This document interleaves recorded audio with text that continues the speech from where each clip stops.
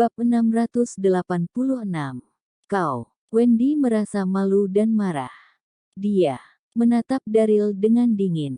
Dia merasa malu karena Martial Marquis tingkat 4 telah mengalahkannya.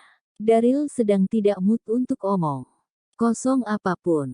Dia tersenyum, menggendongnya dan berkata, "Jangan menatapku seolah-olah kau dan aku sedang berseteru. Sebaliknya, kau harus berterima kasih padaku karena telah membawamu untuk bertemu dengan kakak perempuanmu." Setelah dia mengatakan itu, Daryl memeluk Wendy dan berjalan menuju kamp. Dia menyenandungkan lagu ceria saat melakukan itu. Begitu dia tiba di pintu masuk kamp, seorang tentara melangkah maju dan bertanya, "Master Daryl, wanita ini adalah..." Prajurit itu mengamati Wendy dengan tenang. Bukankah dia wanita berbaju hijau yang mondar-mandir di luar kamp barusan? Dari kejauhan, tentara itu sudah mengira kalau wanita itu cantik. Ketika dia melihatnya lagi dari jarak yang lebih dekat, dia terpana. Kecantikannya benar-benar membuatnya terpesona. Daryl menjawab sambil tersenyum, "Ini istriku. Dia ada di sini untuk mengunjungi beberapa kerabat." Sebelum tentara itu menjawab, Daryl masuk ke kamp. Prajurit itu memperhatikan punggung Daryl saat dia berjalan pergi. Dia benar-benar tercengang.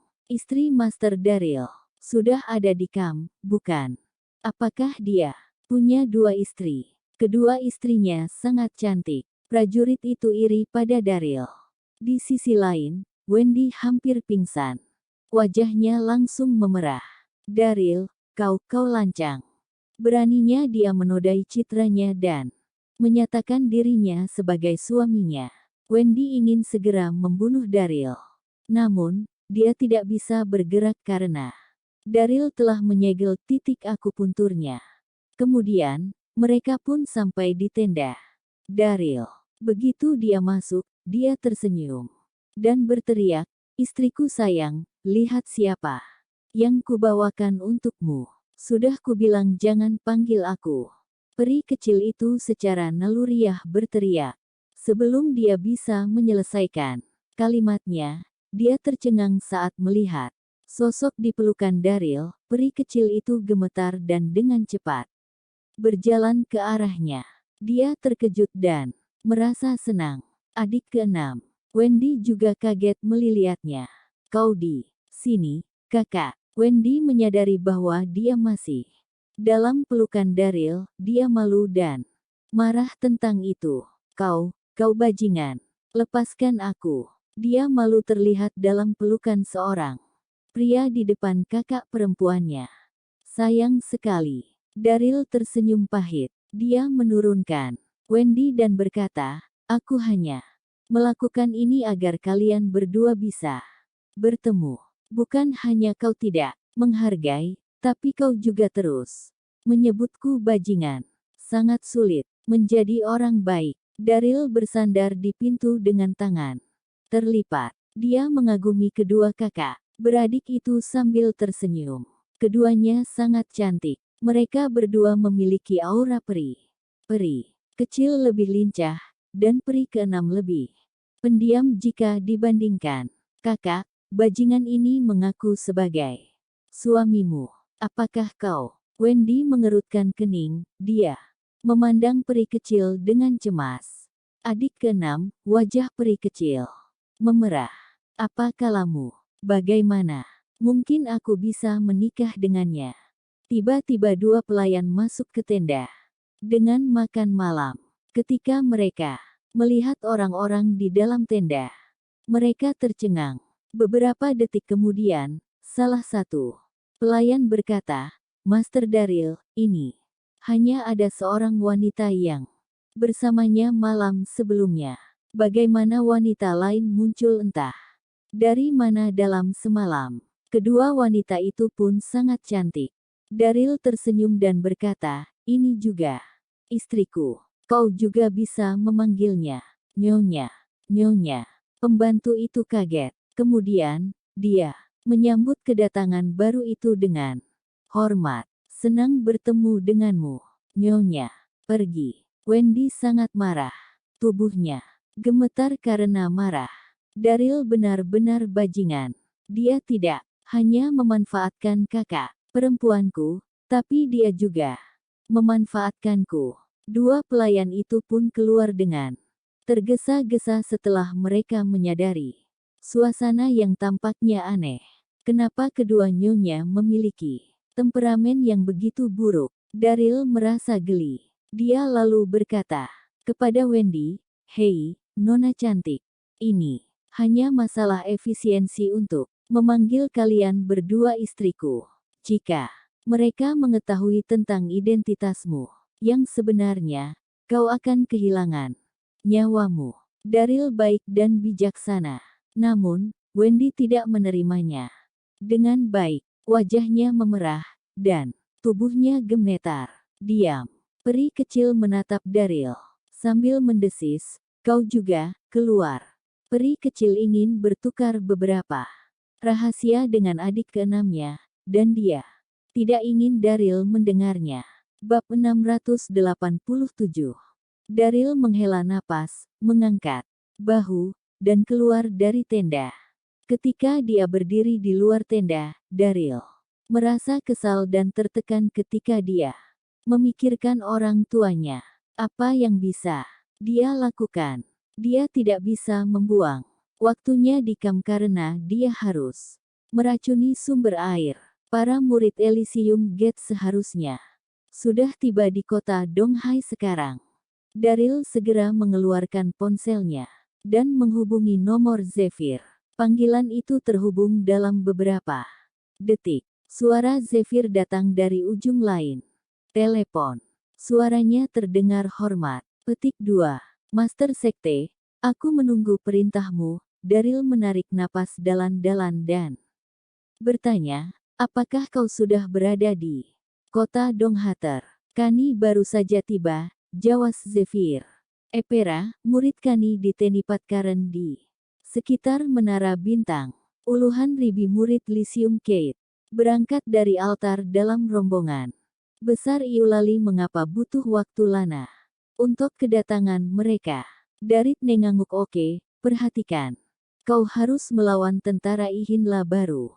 Nada bicara Daryl menjadi serius saat dia berkata, satu hal lagi, 6 sekte utama telah menangkap orang aku, serta Ou dan anak perempuan keluarga Lindon. Tenukan waktu yang ideal untuk membebaskan mereka secara diam. Diam. Darit tidak dapat meriuarakan keluhannya. Sial jika dia tidak begitu peduli tentang situasi secara keseluruhan, dia akan menghancurkan slot utama atas apa yang mereka lakukan terhadap orang tuanya. Aku mengerti Master Sekte, yakinlah bahwa aku akan menanganinya dengan baik. Asteris. Di sisi lain, di Menara Bintang, para Master Sekte berada di aula di lantai pertama. Mereka semua sangat bersemangat. 4 panglima perang dari Elysium Gate, si kembar 4 Dixon, duduk di hadapan mereka. Puluhan ribu murid Elysium Gate telah tiba beberapa saat yang lalu. Itu merupakan keuntungan bak mereka. Meskipun ada perselisihan antara Elysium Gate dan 6 sekte utama, mereka tetap bersatu di depan musuh. Bersama mereka, Enaren sekte besar juga menyeremput Elysium Gate dengan tangan terbuka. Master Leonard berdiri dan tersenyum sebelum dia berbicara kepada si kembar 4 Dixon. Tentara dunia baru datang dengan sangat tiba-tiba, dan kota Donghai berada dalam bahaya besar. Senang sekali Elysium Gate memutuskan untuk menawarkan bantuan dan dukungan dalam waktu yang sulit. Mari kita kesampingkan sejarah buruk kita dari masa lalu dan kita memulai lembaran baru. Elysium Gate telah berkembang pesat. Mereka telah berkembang dari lebih dari 3.000 murid menjadi puluhan ribu murid.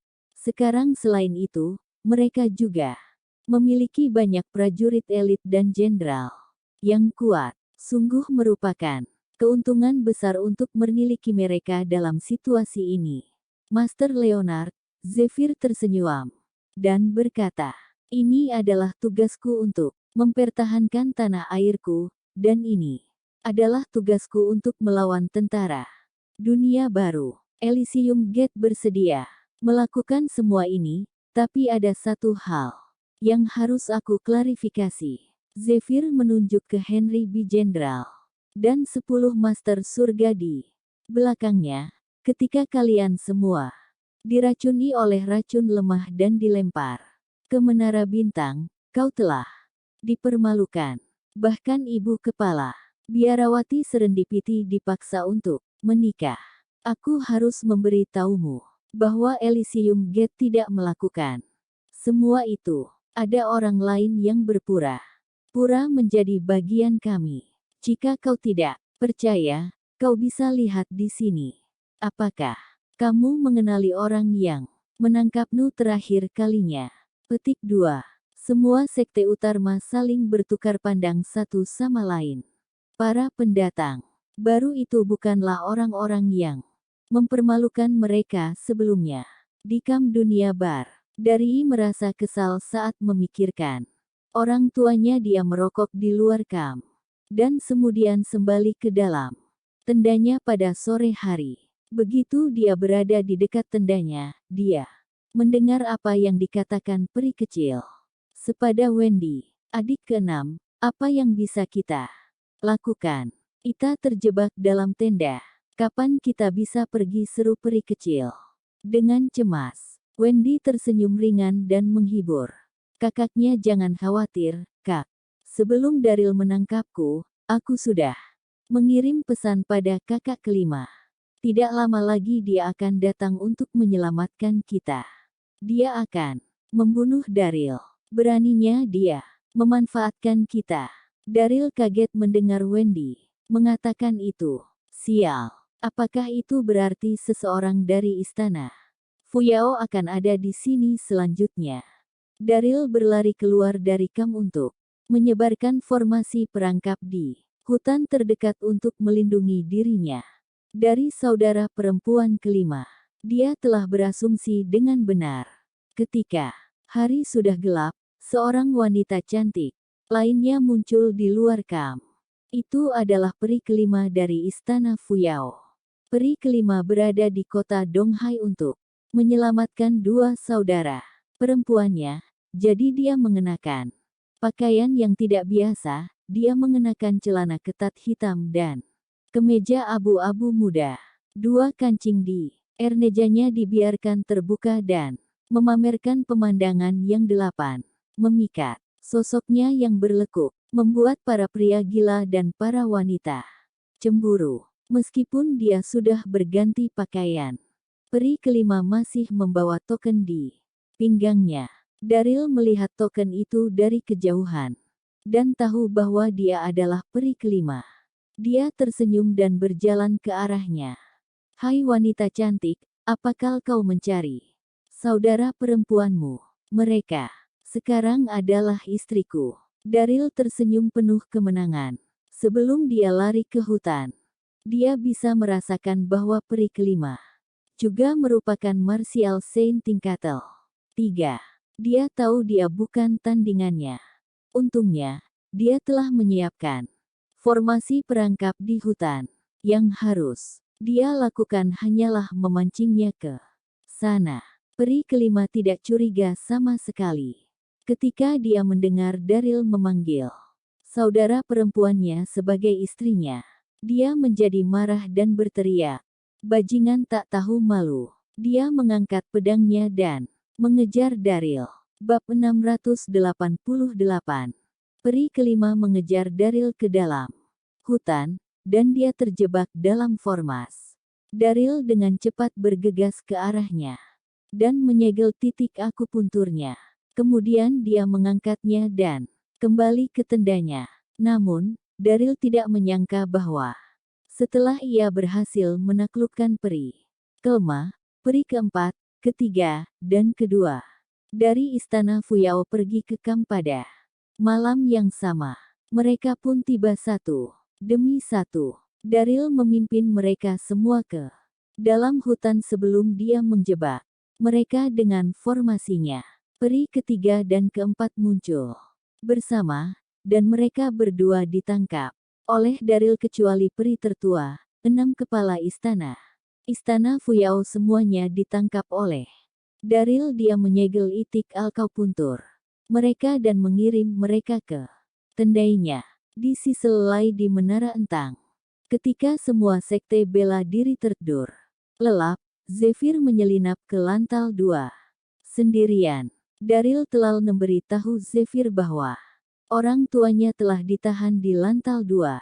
Semua orang tertidur ketilca Zephyr menggeledah lantai dengan tenang.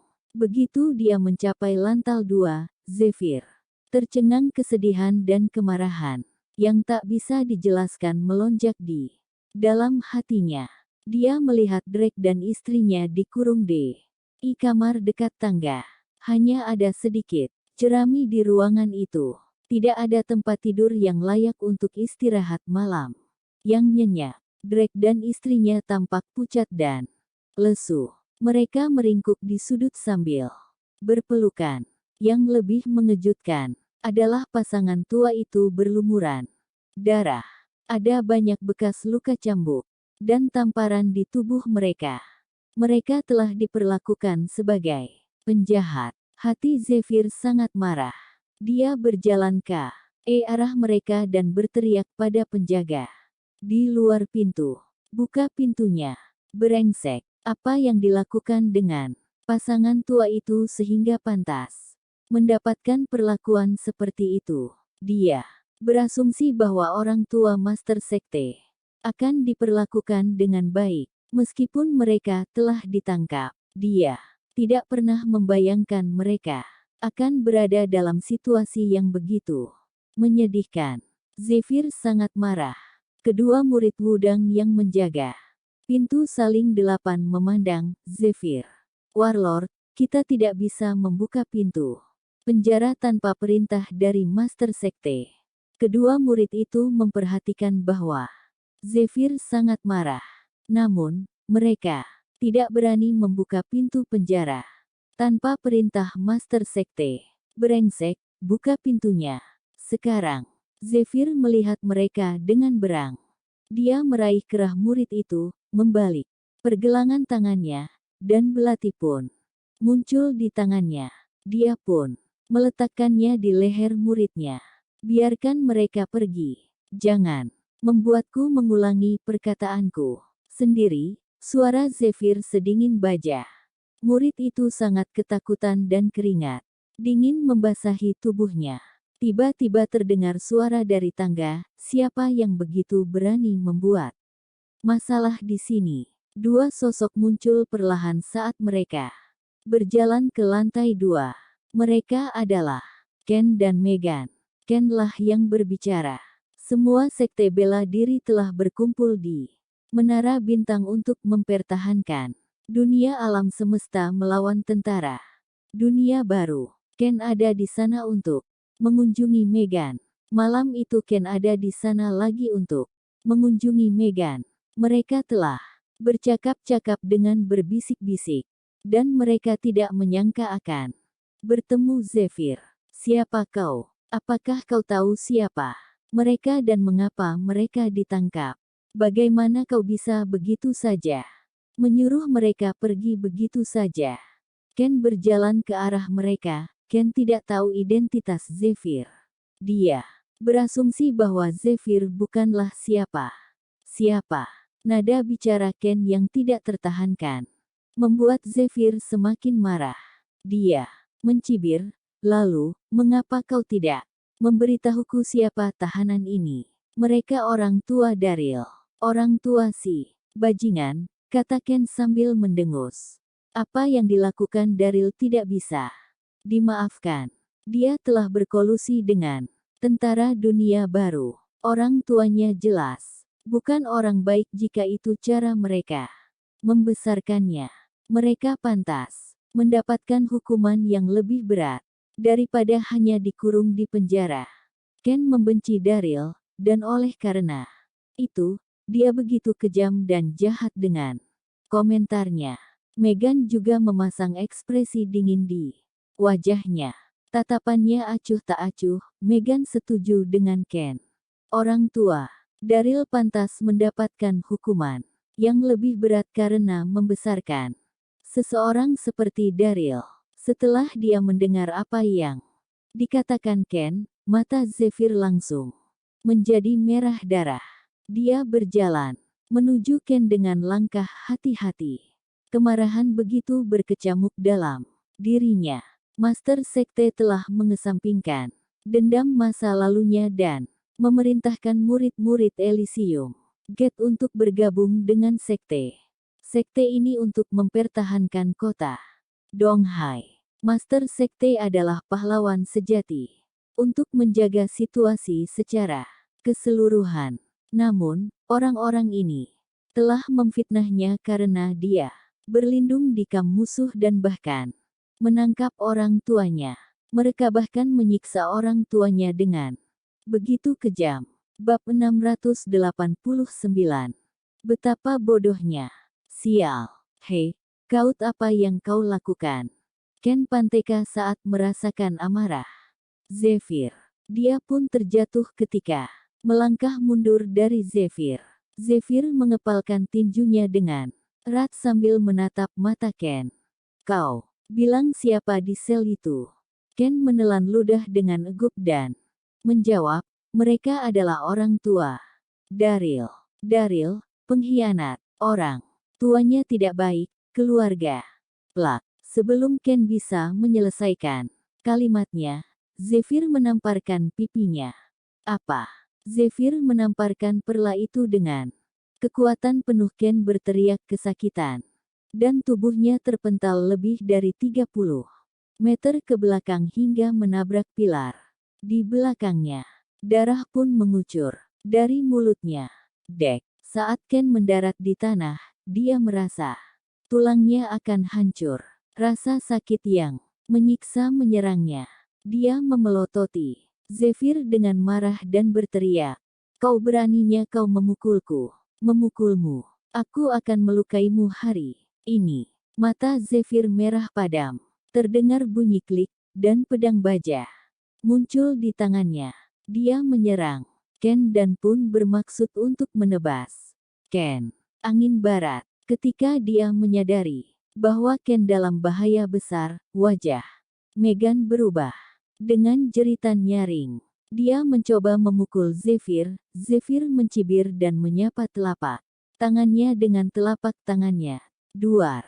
Saat kedua telapak tangan bersentuhan, Meghan merasakan kekuatan yang kuat melonjak, dan dia terlempar beberapa langkah ke belakang. Wajah cantikaya langsung memucat. Dia hanya seorang Master Jenderal. Bagaimana dia bisa sebanding dengan Zephyr? Ken menahan rasa sakit dan bergegas membantu Meghan berdiri. Kau baik-baik saja. Aku baik-baik saja. Meghan menarik napas dalam seraya menatap ke arah Zephyr. Della juga sangat marah. Zephyr, bagaimana bisa kau menyerang sekutumu, terutama ketika musuh ada di sini sekarang? Apa kau tahu apa yang kau lakukan? Kau tidak bisa membiarkan orang tua bajingan itu pergi. Zephyr menyeringal dan mengepalkan tinjunya dengan erat. Kau benar. Kita adalah sekutu. Namun, tidak ada alasan bagimu untuk melakukan ini kepada orang tua Daryl. Bahkan jika Raja Surga datang hari ini, aku akan tetap membawa mereka bersamaku. Nafas aura yang kuat keluar dari tubuh Zephyr. Udara di lantai 2 dipenuhi dengan aroma mesiu. Ada apa? Suara langkah kaki yang diikuti puluhan sosok bergerak cepat ke lantai 2. Itu adalah ibu kepala biarawati Serendipity dan sekelompok elit bela diri. Suara itu telah membangunkan semua orang. Ketika kepala biarawati melihat luka Meghan, dia terkejut dan marah. Master, ketika dia melihat para Master Sekte Megan yakin bahwa dia memiliki dasar yang kuat, jadi dia berteriak ketika dia menunjuk ke Zephyr. Dia ingin melepaskan orang tua Daryl. Ketika kami menghentikannya, dia memukul kami. Ken mengangguk setuju. Ya, bagaimana bisa kau melepaskan orang tua bajingan itu begitu mudah? Apa? Emosi di wajah Master Sekte berubah secara drastis. Mata mereka dengan cepat terfokus pada Zephyr, kepala biarawati yang memimpin. Dia menatap Zephyr dan memarahinya. Zephyr, apa yang kau lakukan? Semua orang juga mengepung Zephyr. Maksud kalian apa? Zephyr tidak takut. Dia tidak bisa lagi menahan amarah dalam dirinya. Kalian mengaku dari sekte terkenal, tapi bagaimana kalian bisa begitu kejam terhadap pasangan orang tua yang tidak bersenjata itu? Kau bertanya padaku apa yang aku lakukan. Aku akan memberi taumu. Kau harus membiarkan mereka pergi sekarang. Pelang. Mata Zephyr merah darah. Pedang baja itu menusuk ke tanah. Dia marah ketika melihat betapa menyedihkannya penampilan orang tua Daryl. Jika kau menolak untuk melepaskan mereka, maka aku harus berurusan dengan kalian semua di sini hari ini. Zephyr meneriakkan setiap kata dengan seisi napas di dalam paru-parunya. Bab 690. Kau. Semua orang di sana memiliki ekspresi jelek di wajah mereka ketika mereka mendengar peringatan Zephyr. Mereka saling berpandangan satu sama lain. Zephyr adalah bagian dari Elysium Gate. Dia memegang posisi yang sangat tinggi di Sekte Elysium Gate. Dia adalah orang kedua setelah Master Sekte. Keheningan total pun terjadi selama lebih dari 10 detik. Master Sekte Pengembara, Naomi Grant, melangkah maju dan berkata kepada Zephyr, pengkhianat itu, Daryl, telah berlindung dengan tentara dunia baru. Maafkan kami, tetapi kami tidak bisa membiarkan orang tua pengkhianat itu. Pergilmaster Leonard juga melangkah maju.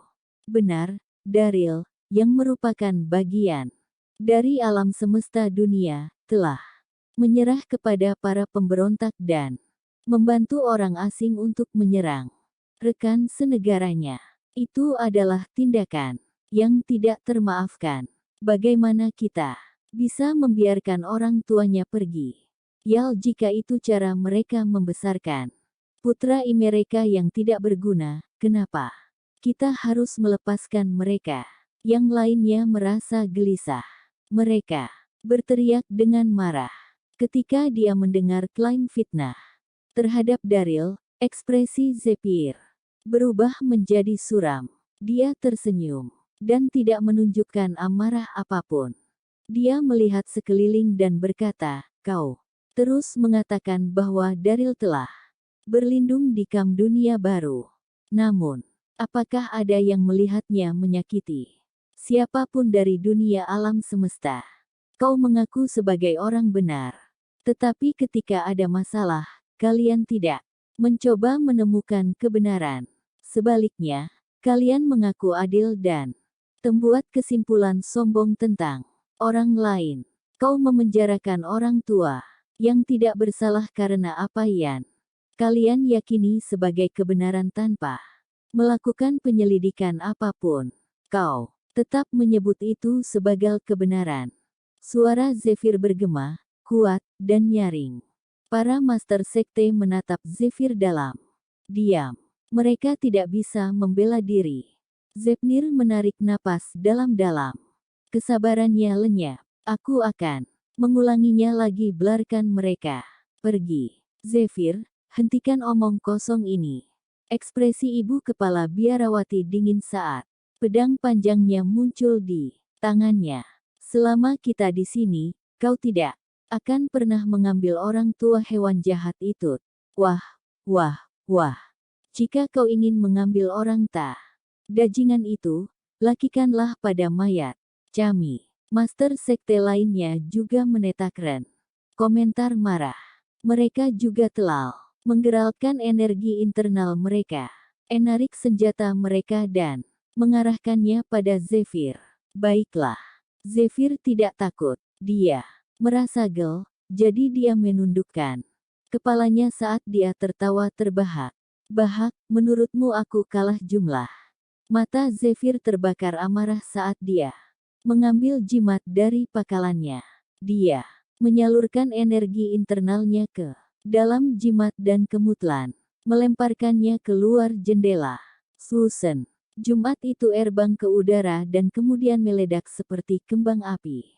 Langit bersinar dalam sinar warni, dan mereka membentuk bendera. Besar bendera 9 naga. Keadilan. Itu adalah sinyal rahasia gerbang Elysium. Tep-tep. Dalam sekejap, mereka mendengar serangkaian langkah kaki. Di luar menara bintang, murid-murid Elysium Gate yang melihat sinyal masuk ke dalam ruangan seperti air pasang. Ada puluhan ribu orang, dan mereka memblokir setiap pintu masuk di sekitar menara bintang. Henry B. General, Donald Trio dan 10 Heaven Masters naik ke menara. Ketika mereka tiba di lantai 2, Henry B. General dan yang lainnya melihat Drake dan istrinya di penjara, dan mereka berlumuran darah.